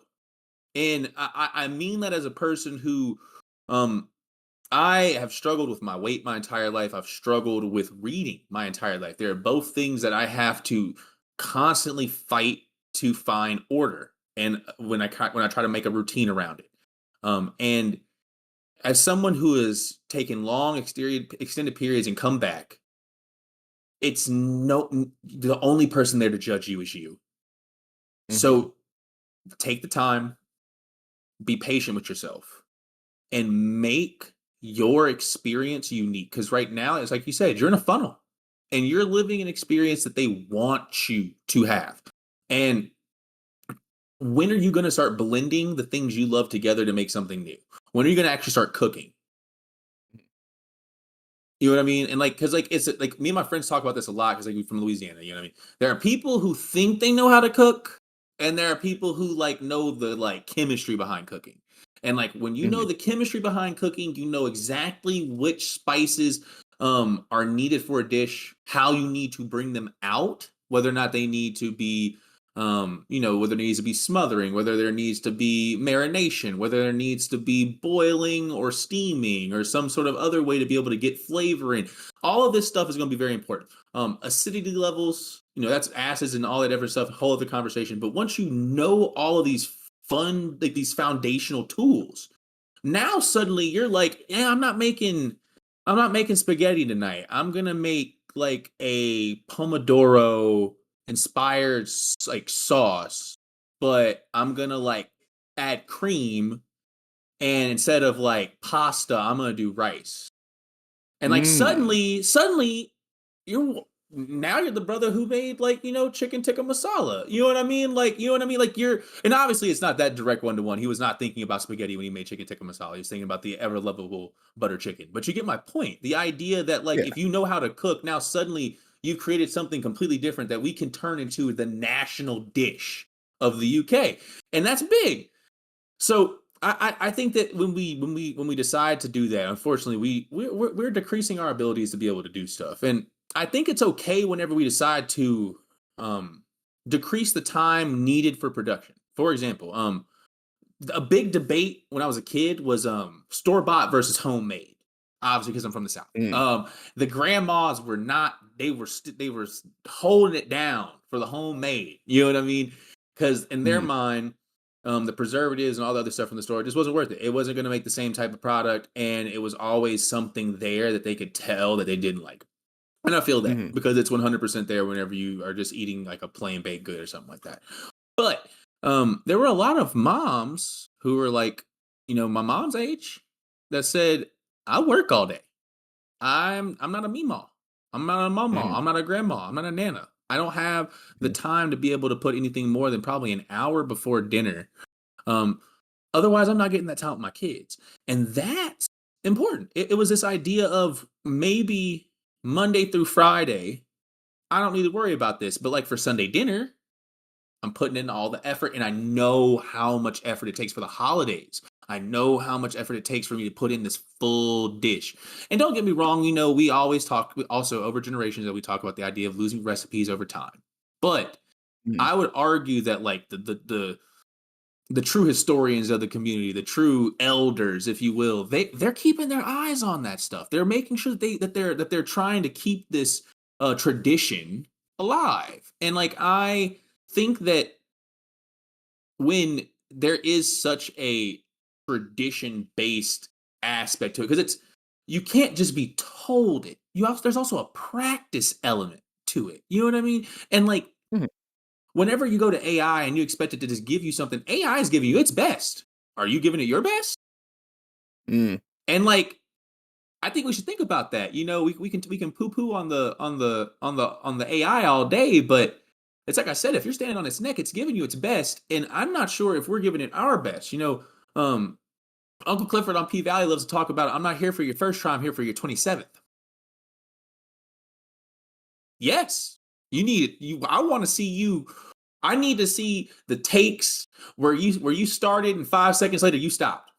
Like I need you to get through all of those. I need you to get through the stop starts, the one that was perfect until the last second, all of that. And then once you have it down pat around that 20-ish mark, I need you to put about 5 to 7 takes that are perfect. And then once you have it down pat, let me see 28 through 30. That's what real life is. That's what Mhm. real world quality is. And it's not disrespectful to your time as a young up and coming creator if you don't know what that means. It's not disrespectful to your Mhm. time if you're someone who's not well versed with how much it takes. But it's like you were saying earlier, when it comes to just printing, bindings, binding creep, all this stuff, all of it, it requires research. It requires you falling into the subject matter head first and Mhm. letting you and your personal taste and what motivates you drive you forward. If you're using AI in any capacity other than to make you driving forward easier, you're using it wrong. If you're expecting it to be your mechanism of action, you're wrong. If you're expecting it to be the car that pushes you forward, you're wrong. At the end of the Mhm. day, you need to be willing to let that thing be nothing more than a screwdriver, and that's good enough because a Mhm. screwdriver is damn useful. But like the second that we say that this screwdriver is a man, oh, that screwdriver ain't about to fry this rice. Like, you know what I No, mean? And even a shrimp can fry that rice. Like, you know what I mean? indeed. So that's my little non sequitur joke. But that's my little rant about AI. So Yeah. Well, yeah. You know, don't don't do it, pretty please. It's usually theft, and like the people that are stealing are not like even Robin Hooding it. They're just stealing from people that like can draw, yeah. and historically they're pretty poor. Like they didn't even steal from the rich guys, as far as I can tell. Just the poor one, and that's not fair. Hang on, I'm sure there's some model that stole from all the rich people. You know what? Hang on, I'm gonna blame AI art for this, and this is a cultural issue that I need to work on as an individual. The is this AI witch hunts are the worst. Oh man. I have seen so many people that are fantastic artists that were stolen from. And because they were stolen from, they're like, oh, your work is AI. The stupid people are always the most dangerous whenever there's a new piece of technology, especially the ones that have been taught like the barest bit of class consciousness. Like, you're stealing from, No, you're a yes, stealer. yes. I You're had a this stealer. I Kind of had way. this. I had the same feelings when NFT and crypto was happening. Uh, It's when a burgeoning technology pops up. There's always going to be some jester trying to use it in a way that is grifter only before anyone can notice and call them out on it. It's like essentially like a get in while you can before the cops come and make this illegal type deal. Like uh, it's so mhm. weird. And it's and that's you know it casts a dark shadow on the technology as a whole. Like the whole The technology blockchain's said, cool. There's cool stuff in there. Yeah. like Anyway, go on. like Sorry. no, like seriously, like when I worked at the bank, the idea of um auto contracts, having a smart like a smart user who's there to essentially like automate all of these things so that way once conditions are met people can do things for payment specifically smart contracts for trying to pay people say for freelance, absolutely Mhm. genius idea. You have some criteria set. Once they have the criteria met they get paid. In theory there's some good things there. um but because a bunch of people want to steal and be criminals, we have to deal with the fact that criminal intent is being pushed onto this technology now. Because at the end of the day, people aren't going to want to associate with it. And I do think that AI is a bit more. There's more of a utilitarian ubiquity there. It could become a part of our life in the same way that the computer room became a computer in our pocket at one point. I definitely could see that being a thing. That being said, though, um, it's like the computer. It's the thing that gets us to the thing. Yeah, and I don't see it being anything more than just something we can do to be better. But Mm. the second we want it to do something we can't, you're out of luck, bud. Oh, dude, imperfect people make imperfect systems. So that's just true. Hmm. But yeah, that's Time Chinchillas. I might check up on it later, see if it gets better, see if he switches, just to have a through line. Um, but Part two. otherwise, maybe who knows? Hey man, what have you been reading? You been reading? So I've been working on a pitch recently, so I have not been I've been reading stuff associated with like the books and that. But outside of that, Mm. I've been slowly but surely trying to work my way through Spawn. Just like yeah, just Mm. trying to work my way through it. Ooh. I'm about like I'm like in the late 60s right now, almost in the 70s, and about like there's like 300 and something issues. Oh So wow. we're in it for the long haul, but it's still have quite a trek. And no, it's been enjoyable to just kind of like from a historical perspective, kind of look back at some of like what like the Invincible of the '90s was. You know what I mean? Um, Mm. it's the looking at Todd and Greg Capullo's work back then is just it's inspiring. Also, like especially Greg Capullo's Spawn, like the capes and the inks are just incredible. Mm. Obviously, we've come to appreciate Greg for his work on Batman and everything ever since. But it's just that was some of that secret sauce that like really propelled him forward, and like it's just so there's just something about when he draws Spawn characters that's really cool. And like the Spawn universe is really fun in the sense that like it has a lot to offer for someone who's looking for a universe to jump into. It may not be Mm. for everybody in terms of the violence or the darker themes, or even just like from like a if you want tighter dialogue or you want something that's more dialogue driven, this does have a lot of prose. So things like that definitely can kind of drag on a read and make it a little bit harder to get through books. But I Mm. definitely recommend for is like from a historical perspective and just if you're interested in those '90s image stuff from an art perspective, I've been having a ball. Love it. No, cool. Shout out to Keith David for voicing Spawn. Um, The dopest. That HBO series is so cool, so I cool. love how like the Arbiter and like Spawn and like Husker from Hell of a Boss all are the same voice actor. A hell of a boss. Heisman, I don't know. The point is, he's got range. Oh yes, oh yes, no, oh yes, and like Oh god. I love like I love Spawn because of how successful he is as like a black comic book character. And I think that sometimes we forget about Al because of like his the face disfigurement and being Yeah.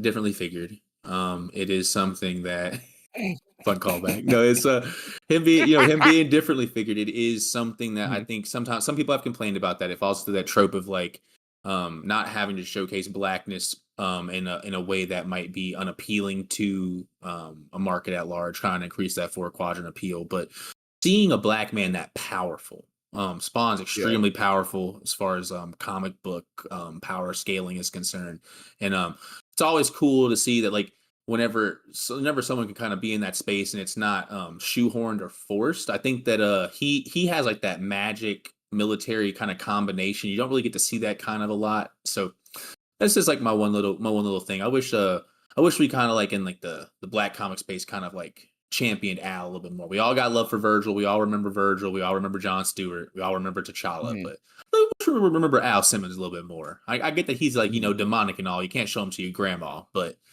he's cool. He's good people. When you said Virgil, I immediately thought, "Yo, is Virgil from Devil May So Cry Devil May black Cry. now?" Like, I'll claim him. I love that man. I love that. I'll claim him absolutely. But I didn't know that there was I guess I missed that council meeting. I, Hey, no, you're cool enough. dude, Suddenly you get claimed. no, literally, snap your fingers. If he was black, absolutely. Just change nothing else about him. Just have him be black. Still cool.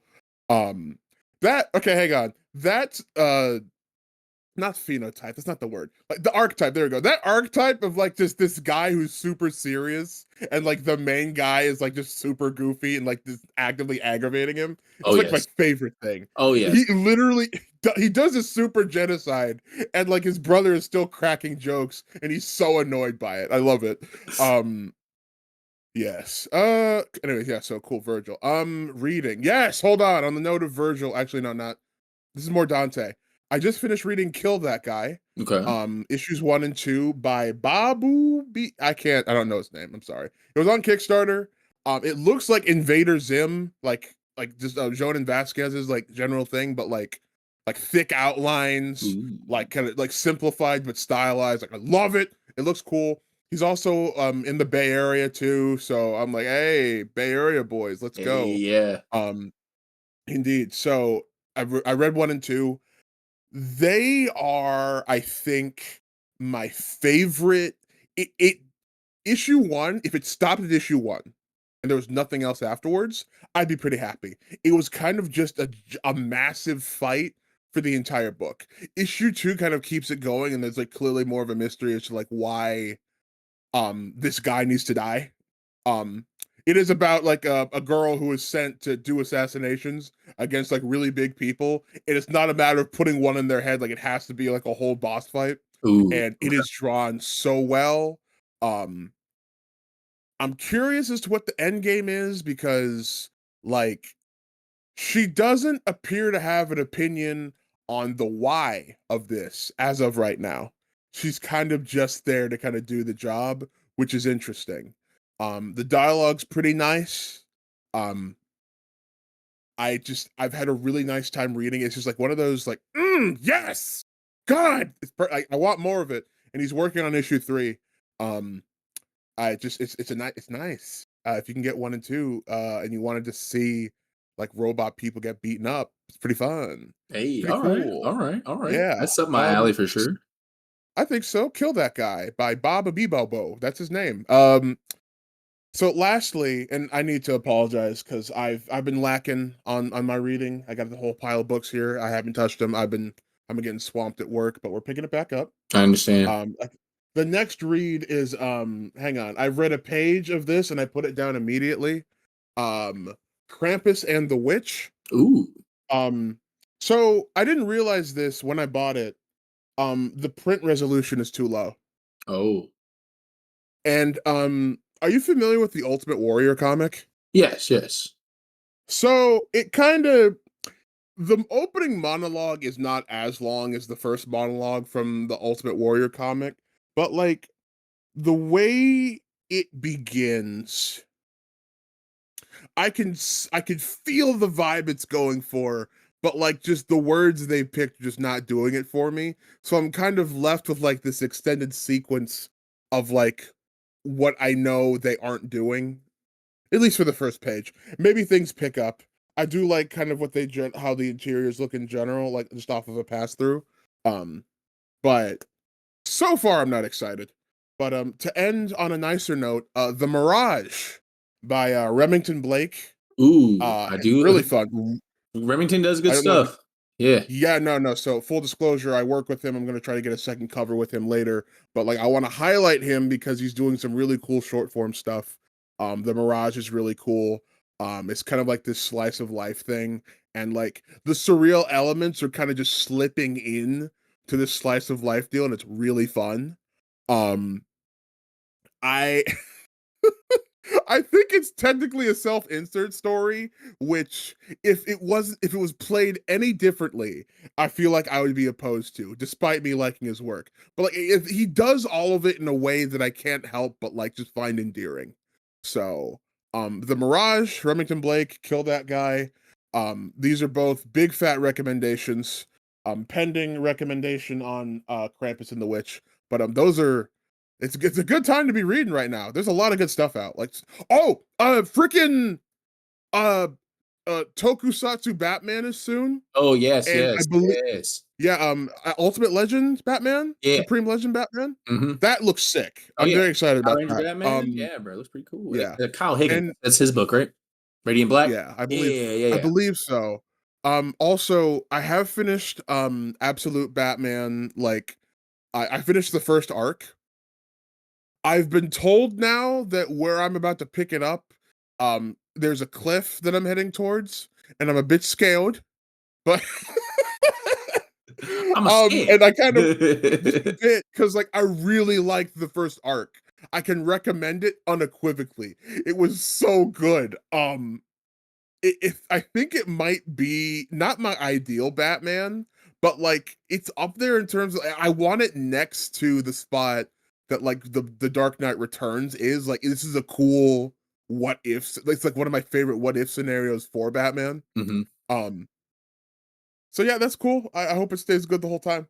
But yeah, no, dude, good stuff's out. Uh yeah. I think that's the show, right? Is there anything else? Yeah, I think that that's all we got for us right now. Excellent. All right, cool. links and whatnot, they're there. We can be found places doing things. Oh yes, Uh, all the things. Excellent. All of them. All right. Now, how do I stop this? Hang on.